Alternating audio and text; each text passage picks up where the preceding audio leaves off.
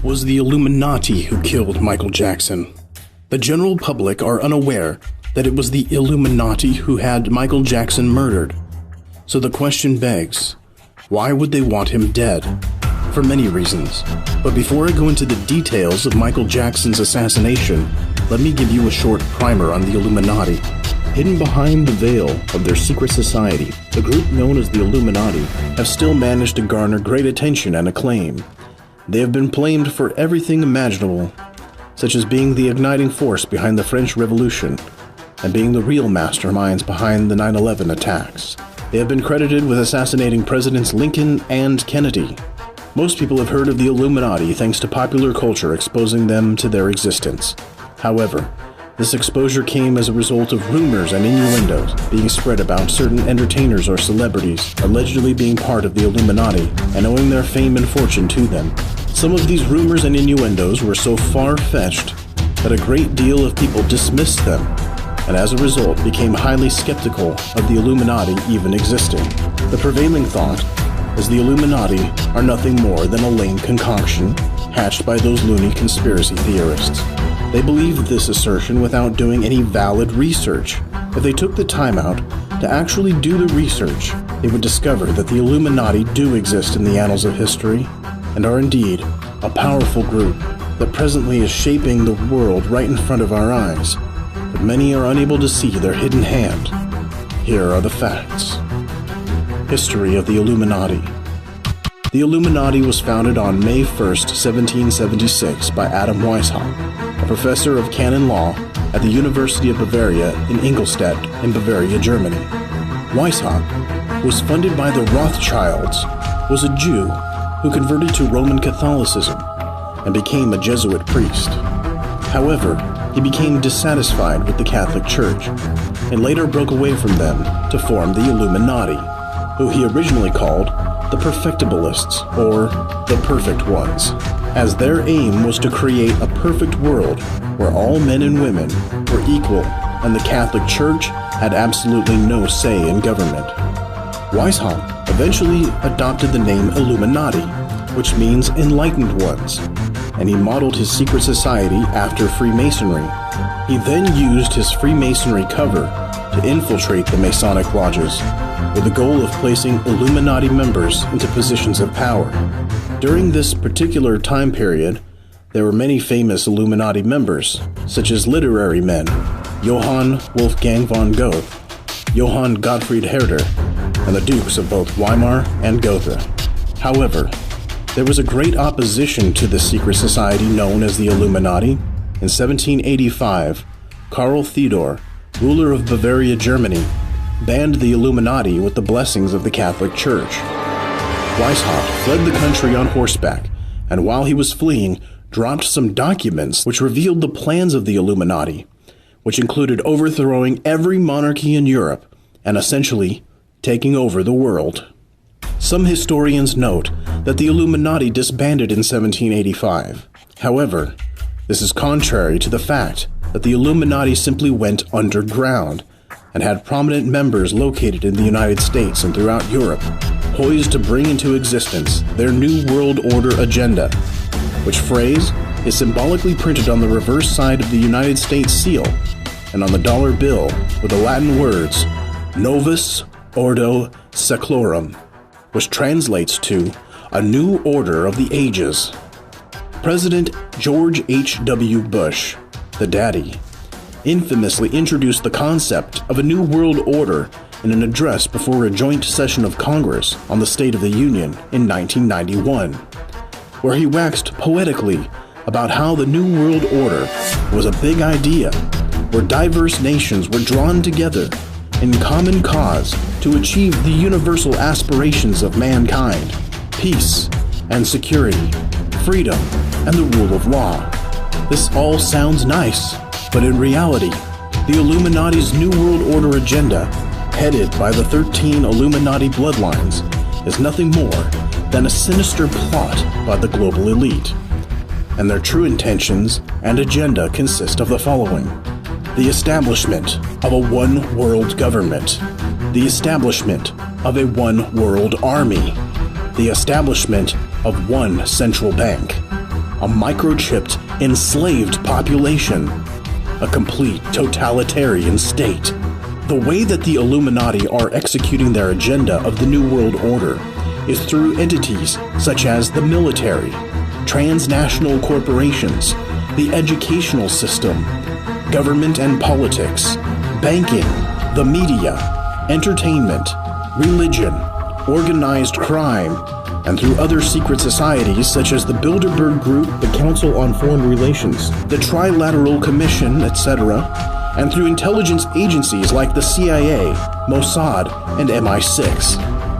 I go into greater detail on how the Illuminati operate, the 13 Illuminati bloodlines, the symbolism that they use to communicate and are obsessed with, in my best-selling book entitled, Who Are the Illuminati?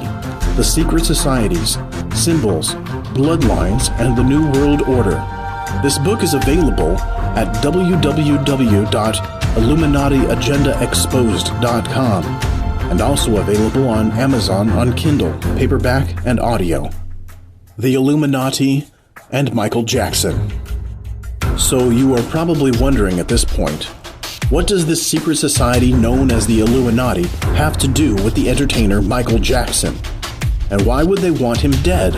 As I said a few seconds ago, the entertainment industry is one of the conduits that the Illuminati use to carry out their agenda. In regard to the entertainment industry, this is carried out in the form of brainwashing and propaganda that is transmitted through the music and images of popular culture. Their goal is to hook the masses of people into a maze of satanic decadence that distracts them from thinking about important issues that affect the world today. It is through this distraction that the Illuminati are able to run amok and create chaos throughout the world without encountering any real resistance. The Illuminati control the entertainment and music industries, lock, stock, and barrel. If an artist wants fame and fortune, they must sell their souls to the powers that be who control these particular industries. No one will ever debate that Michael Jackson's ascent to the top of these industries were a result of his immense, incomparable talents. However, to reach the status of King of Pop and the status of being the #1 entertainer in the world, he had to first get the blessings and approval of the Illuminati power structure. Why is this so? For the simple fact that he would automatically be in a very powerful position to influence the minds of billions of people throughout the world through his music.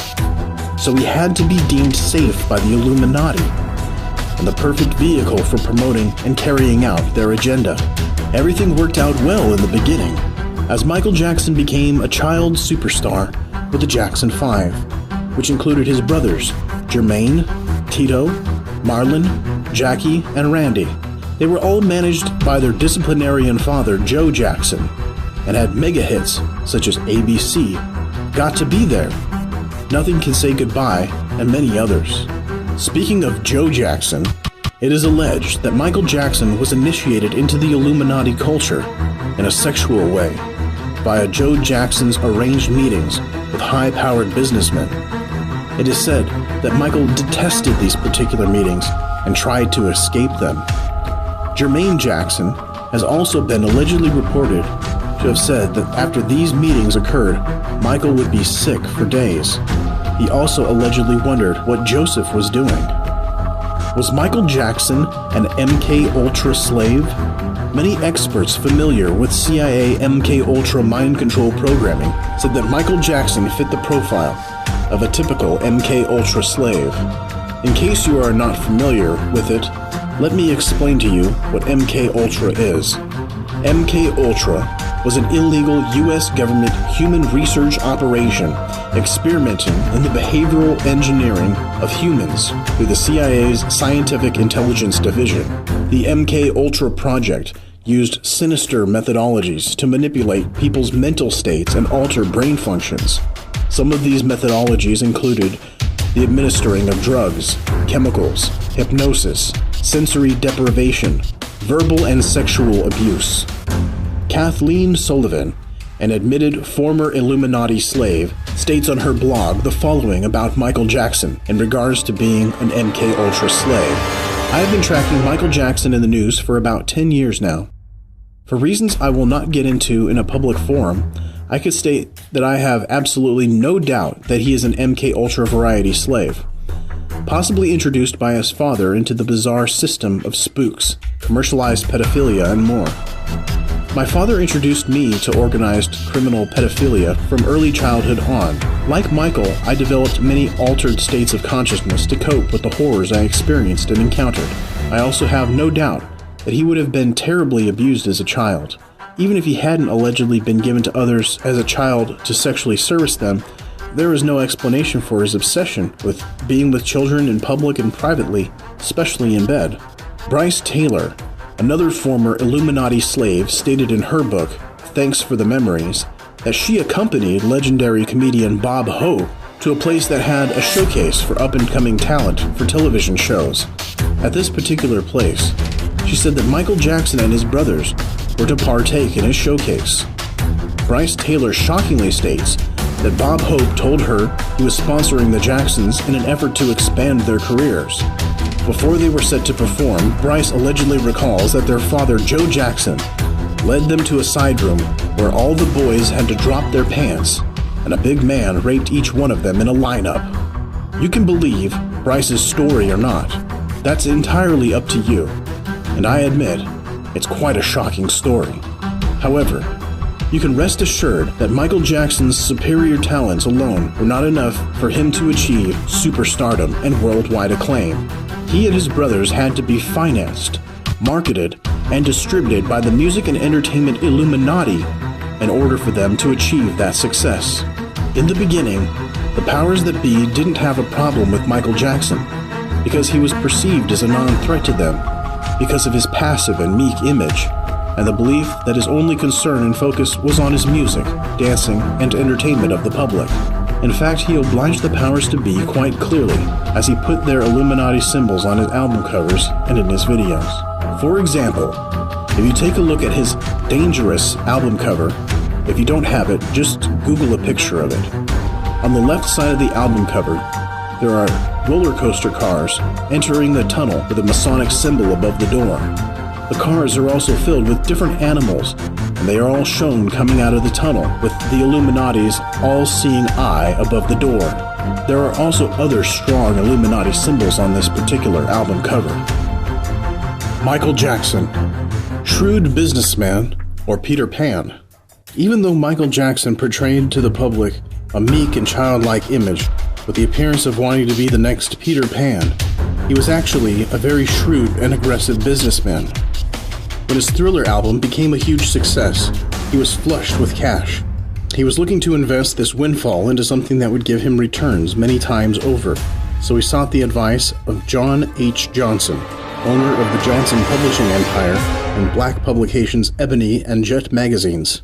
Michael Jackson did not want to end up being broke like the entertainers and celebrities before him, so he asked John H. Johnson, in what should he invest his money?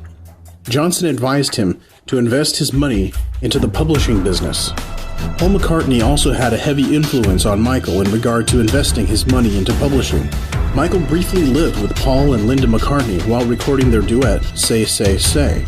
During Michael's stay, Paul McCartney showed him a list of every single song that he'd purchased a decade before and said that he'd made $40 million in royalties in 1 year from owning these songs.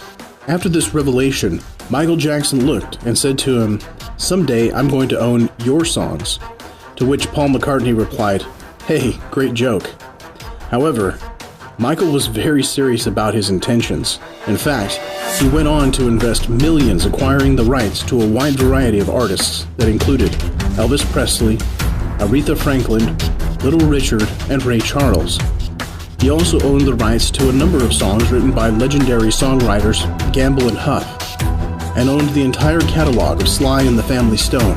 However, his biggest acquisition was when he acquired the rights to every single song in the Beatles catalog through his purchase of ATV Music Publishing, which owned the rights to over 4,000 songs, which included 250 songs made by the Beatles during Beatlemania. In an ironic twist, Robert Holmes à Court, who owned ATV Music Publishing at that time, actually offered the catalog to Paul McCartney and John Lennon's wife Yoko Ono first, and they turned him down. Paul McCartney remarked that he couldn't see himself paying an exorbitant amount for songs that he and his friends wrote. But Michael Jackson saw the huge potential and immense value of owning such a catalog and assessed and purchased ATV Music Publishing for $47.5 million, bringing true to his prediction of one day owning Paul McCartney's songs. Michael wasted no time monetizing the Beatles' catalog. He immediately increased the licensing fees and licensed the song Revolution to Nike for $500,000, which infuriated Paul McCartney, who felt that was way too high a price to pay. But from Michael's point of view, he was just maximizing the return on his investment, which any businessman has a right to do. Michael also did something unprecedented. He gave Little Richard back the songs to his catalog, which Michael now owned, because he knew that black entertainers were exploited the harshest by the music establishment. In addition to this, he also made sure that Sly Stone received royalties from his music. These particular moves that Michael Jackson made drew the ire of Illuminati-controlled music establishment, especially in regard to the benevolence he showed towards fellow entertainers, because essentially, the music industry makes a tremendous amount of money from literally sucking the blood of artists and viciously exploiting them.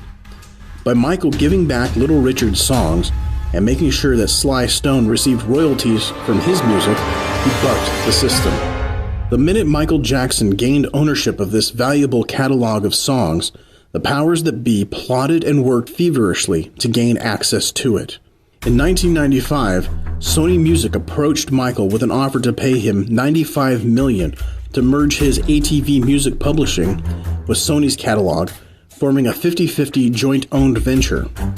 It was basically an offer Michael couldn't refuse, because it was very attractive and lucrative.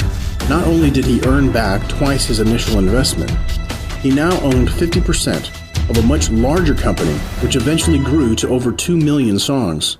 As a result of his shrewd business move, Michael now owns songs by artists such as Eminem, Lady Gaga, Bob Dylan, and other highly acclaimed artists. Michael Jackson hates Sony and Tommy Mottola.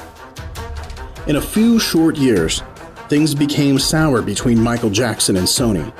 He was dissatisfied with them as an artist, and he felt that they were purposely under-promoting him. He believed that there was a conspiracy against him, and the true aim of this lack of promotion was to use financial trickery to say that his albums weren't making a profit and costing Sony money. He was supposedly in the red and actually owed Sony money for marketing and promotion. Michael believed that this was an attempt to squeeze him financially. He surmised that Sony believed that if he got further into debt, he had outstanding bank loans with Bank of America in which he was making payments. He would be forced to sell his 50% share in the partnership to them, enabling them to wrestle sole ownership of the publishing catalog. Things began to happen to Michael. During this time period, he was accused of child molestation, which he settled out of court for $20 million. After this incident, he was once again hit with another charge of child molestation, of which he was found innocent in a court of law. Michael's public image took a beating. Sponsors abandoned him in droves, and the public's perception of him changed completely. Michael was under constant attack, and once again, he believed there was a conspiracy against him. As he stated in his interview with Ed Bradley of 60 Minutes, Michael stated the following: "My album is #1 all over the world, and America is the only place where it's not #1 because it's a conspiracy." Michael began to speak out against Sony, and the head of their music division, Tommy Mottola, even went as far as launching an anti-Sony campaign which included rallies with slogans such as "Sony kills music" and "Sony sucks." He also recorded the anti-establishment song, "They Don't Really Care About Us." As Michael's relationship with Sony progressively deteriorated, he anticipated his exit from Sony altogether. He continued to vociferously speak out and hammer Sony publicly. On July 9, 2001, at Al Sharpton's National Action Network organization located in New York City, he said the following: "The minute I started breaking the all-time record sales, I broke Elvis's records, I broke the Beatles' records. The minute Thriller became the all-time selling record in the Guinness Book of World Records, overnight, they called me a freak. They called me a homosexual. They called me a child molester. They said I bleached my skin. They made everything to turn the public against me. This is a complete conspiracy. You have to know that. On July 15th, 2002, almost a year later, he came out even bolder with his claims against Sony. In a gathering in London, he said the following: "The tradition of great performers from Sammy Davis Jr. to James Brown to Jackie Wilson to Fred Astaire, Gene Kelly, the story is usually the same. These guys work really hard at their craft, and their story ends the same. They are usually broken, torn, and usually just sad, and the story is very sad at the end because the company takes advantage of them. They really do. And Sony, being the artist that I am, I have generated several billions of dollars for Sony, and they really thought my mind was on music and dancing, and it usually is. But they never thought that this performer, myself, would outthink them. So we can't let them get away with what they're trying to do now, because I'm a free agent. I owe Sony just one more album, and it's just a box set. So I'm leaving Sony a free agent, owning half of Sony. I own half of Sony's publishing, and I'm leaving them, and they're very angry at me. I just did good business, and Tommy Mottola is the devil." Mariah Carey, after divorcing Tommy, came to me crying. She was crying so bad that I had to hold her. She said to me that this is an evil man. "Michael, this man follows me. He taps my phone, and he is very, very evil. I don't trust him, and he's a horrible human being." Also during this time period, around the time of his molestation trial, media reports began to surface stating that Michael Jackson was flat broke. Michael refuted this notion in an interview with the Reverend Jesse Jackson when he stated, "That's not true at all. That's just one of their many schemes to embarrass me and drag me through the mud. And it's the same pattern, so don't believe any of this tabloid sensationalized kind of gossip." My personal beliefs on the subject of Michael Jackson being broke is that he felt in his mind, and based on the financial numbers, how could it even be possible that he was flat broke when he owned a music publishing catalog worth more than $2 billion? Although it appears that he had mounting debts and his cash flow wasn't as strong as it used to be. I personally believe that in order for him to extinguish these mounting debts and be cash flow positive, he would have to sell a portion of his catalog, or the entire thing. There was no way that he was going to do that. Another viable option for him to tame his debts was touring, which he had not done in years. Despite this fact, Michael received an offer from AEG, Anschutz Entertainment Group, to do a supposedly 50-show London World Tour, which, according to the New York Times, would have netted him $132 million. Michael, seeing the value of this opportunity, signed the contract. Despite having signed the contract, according to those around him, he never really consented to do 50 shows because he knew that he was not physically capable of doing them. Also, the people close to him believed the same thing, because Michael was very frail and had health concerns. Some AEG employees even had doubts as to whether Michael would be able to perform. They considered him a basket case. LaToya Jackson, Michael's sister, stated in her memoir entitled Starting Over that she believed that something fishy was going on with the AEG deal. She said that Michael confided in her he would never do a tour again because he believed that he would be assassinated on stage. She also said that Michael only signed on to do 10 shows, and the next thing you know, when he wakes overnight, there's 50 shows, and they told him he had to do them, which he said they knew he wouldn't be able to do. LaToya went on to state the following: "They knew he wasn't capable of them. They knew he wasn't healthy enough. He had a kidney problem. He was extremely thin. He was always freezing. They knew what they were doing. This isn't what I'm thinking. These are facts." Dr. Feelgood.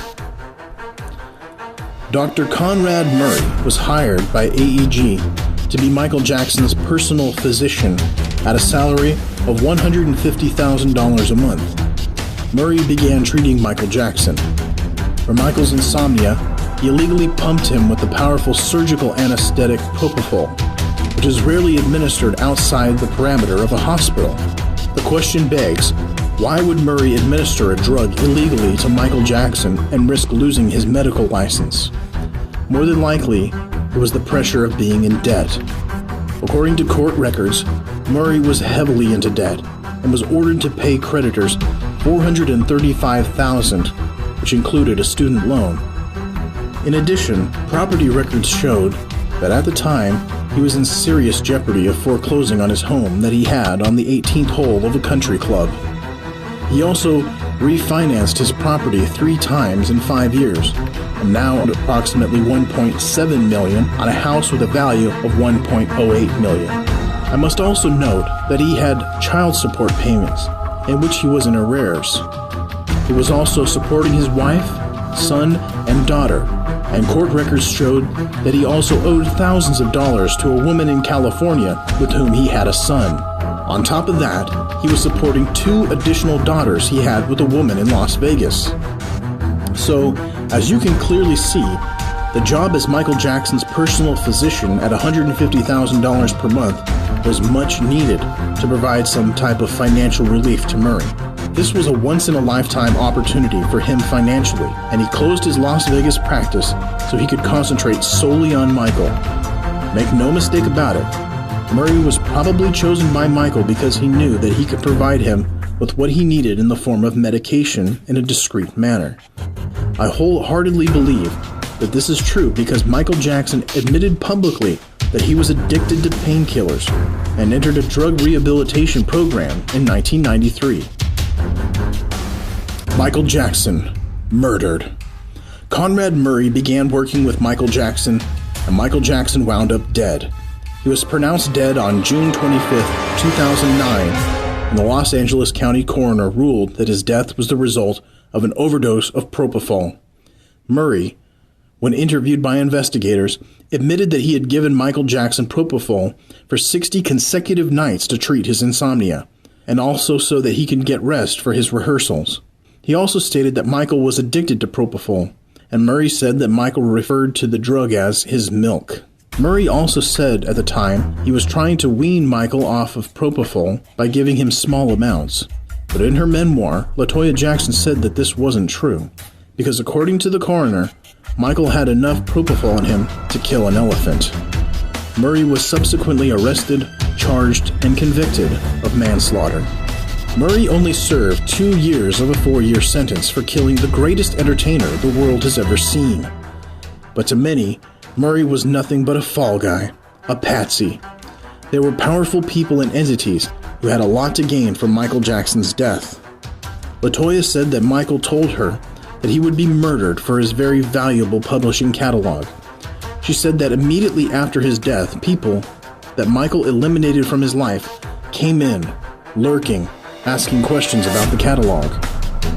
Michael's son, Prince Jackson, testifying in the Jackson family's wrongful death suit trial against AEG, recalled an instance when Michael was talking to AEG over the phone. Prince stated, after he got off the phone, he would cry. He also stated that Michael said to him repeatedly, "They're going to kill me. They're going to kill me." Prince elaborated even further and said that the "they" that Michael was referring to was AEG Live CEO Randy Phillips and his ex-manager Dr. Tome Tome. Michael even lamented to close confidence that he was worth more dead than alive. In spite of these claims, AEG was found not guilty in the wrongful death suit brought against them by the Jackson family. So, what about Michael's valuable music publishing catalog? Who actually won the battle over that prized possession once he was murdered? Well, let's take a closer look. His catalog, as well as his other assets, went to his estate upon his death, and his mother and children own a percentage of the estate. John Branca, Michael's longtime entertainment attorney, who Michael allegedly fired after Michael supposedly ordered an internal investigation of his own inner circle, became one of the co-executors of the estate, along with music executive John McClain. They both received substantial fees for administrating Michael's estate. But if Michael Jackson supposedly terminated John Branca, how did he become executor of Michael's estate? Supposedly, it was in Michael's will that he drew up a long time before that Branca and McClain were to be the co-executors of his estate in the event of his death. However, the Jackson family claimed that this particular will was a forgery, Nonetheless, in 3 short years, the estate reported a $475 million profit, which resulted in a huge financial windfall for both McLean and Branca. And what about Sony? Just 9 months after Michael's death, Sony signed a deal with Michael Jackson's estate to sell Michael's back catalog. In addition, they were given access to a large vault of unreleased songs. This deal is for a whopping 10 albums and is set to expire in 2017. The estate will receive upwards of $250 million in advances, as well as other payments. Michael, as he said, was worth more dead than alive. Now the question begs, if Michael hated and loathed Sony so much that he was about to leave them as an artist, why did the executors of his estate sign a deal with them after his death to deliver more albums to them? And what about AEG? Even though they were found not guilty in the wrongful death suit brought by the Jackson family, they still tried to collect on a $17.5 million Lloyd's of London insurance policy after Michael's death canceled the tour. This claim was rejected when it was revealed in a leaked email that AEG had concerns over Michael's health and stability before the tour. A wider conspiracy. Although Conrad Murray was ultimately convicted in the death of Michael Jackson, I strongly believe without a shadow of a doubt that the murder of Michael Jackson involved a wider conspiracy. The powers that be saw him as a threat because he wasn't the Peter Pan character they believed him to be. This was sure to be a problem for them because he had influence over billions of people throughout the world. The Illuminati feared that he would use his influence in a way that would be counterproductive to their agenda. He also owned 50% of the world's most valuable music publishing catalog, and he wasn't willing to part with it. So in their eyes, he had to be eliminated. Michael Jackson is just one example of a historical figure being murdered because they stood in the way of the secret society known as the Illuminati, or flat out rejected their overtures. In another book I've also written entitled The Illuminati's Greatest Hits, Deception, Conspiracies, Murders and Assassinations by the World's Most Powerful Secret Society, I cover, in detail, the assassinations of other historical figures who have met their demise as a result of the Illuminati. I explore in great detail the assassinations of Malcolm X, Martin Luther King, Patrice Lumumba, Abraham Lincoln, John F. Kennedy, Robert Kennedy, John F. Kennedy Jr., Pope John Paul I, Louis XVI, Jamie Roldas, Omar Torrijos, Muammar Gaddafi, and Princess Diana. I also reveal the real reason why the Titanic ship was sunk. This book is also available on Amazon and www.illuminatiagendaexposed.com, where you can also sign up for our free newsletter, which keeps you up to date and informed on matters relating to the Illuminati and the New World Order.